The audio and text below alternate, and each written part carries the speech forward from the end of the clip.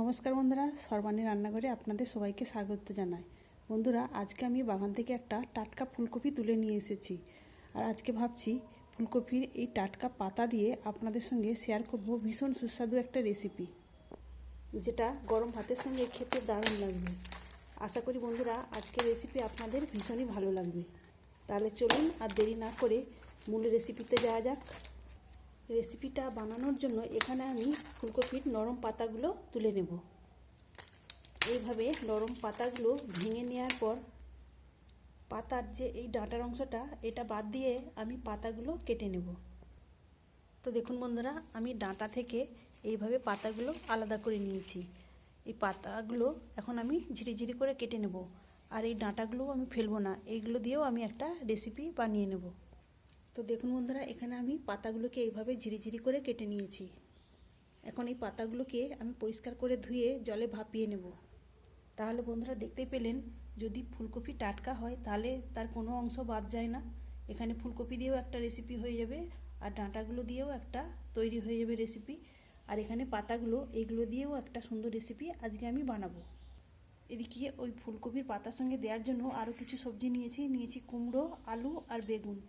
আর এগুলোকে দেখতেই পেয়েছেন কিভাবে আমি কেটেছি। আর এগুলো কাটার পর পরিষ্কার করে ধুয়েও নিয়েছি। ফুলকপির পাতাটা জলে ভাপিয়ে নেওয়ার পর এখানে আমি জল ঝরতে দিয়েছি। এদিকে গ্যাস অন করে কড়ার মধ্যে তেল দিয়ে আমি কয়েকটা ফুলবড়ি দিয়েছি, এগুলোকে ভেজে নেব।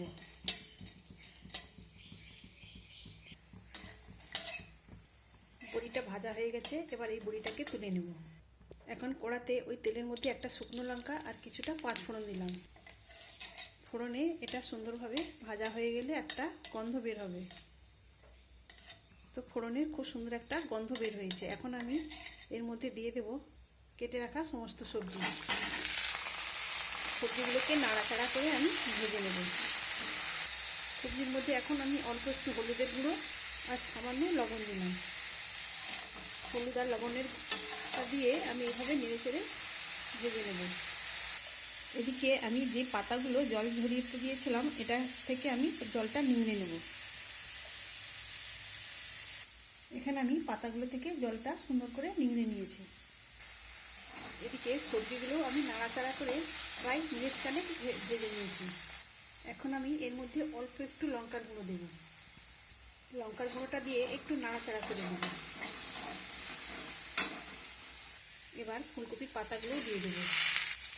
ফুলকপির পাতাটা দেওয়ার পর এগুলো নাড়াচাড়া করে নিয়ে আরও আমি মিনিট দিয়ে এইভাবে ভেজে নেব। বন্ধুরা, আজকের রেসিপি আপনাদের ভালো লাগলে অবশ্যই একটা লাইক দেবেন। সেই সঙ্গে যদি নতুন বন্ধুরা এসে থাকেন অবশ্যই আমার চ্যানেলটিকে সাবস্ক্রাইব করে আমার পাশে থাকবেন। এখানে আমি সব কিছু প্রায় মিনিট দিয়ে নাড়াচাড়া করে ভেজে নিয়েছি। এখন আমি দিয়ে দেবো জল, তবে জলটা খুব বেশি দেওয়া যাবে না। সমস্ত সবজি সেদ্ধ হতে যতটা জলের প্রয়োজন ঠিক ততটাই দিতে হবে, কেননা এটা একটু মাখো মাখো তৈরি হবে। এখন আবারও একটু আমি লবণ দিয়ে দিলাম। যেহেতু আগে একটু লবণ দেওয়া ছিল তাই লবণটা একটু দেখে দিতে হবে।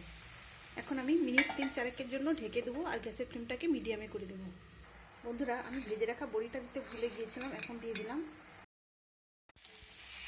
বড়িটা দেওয়ার পর আমি ঢাকা চাপা দিয়ে মিনিট 3 আবারও ফুটিয়ে নিয়েছিলাম। আর দেখুন এখন শুকনো শুকনো হয়ে গেছে আর সব কিছু সবজি খুব সুন্দর করে সেদ্ধ হয়ে গেছে। এখন আমি এর মধ্যে দিয়ে দিলাম ছোটো চামচের 1 চামচ ভাজা জিরা গুঁড়ো আর দিলাম অল্প একটু চিনি দিয়ে সব কিছুর সঙ্গে আবারও আমি ভালো করে মিশিয়ে নেব।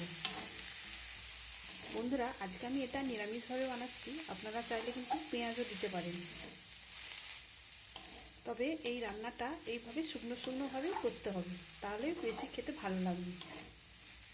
সবশেষে আমি 1 চামচ সরিষার তেল দিলাম, দিয়ে নাড়াচাড়া করে আমি এটাকে নামিয়ে নেব।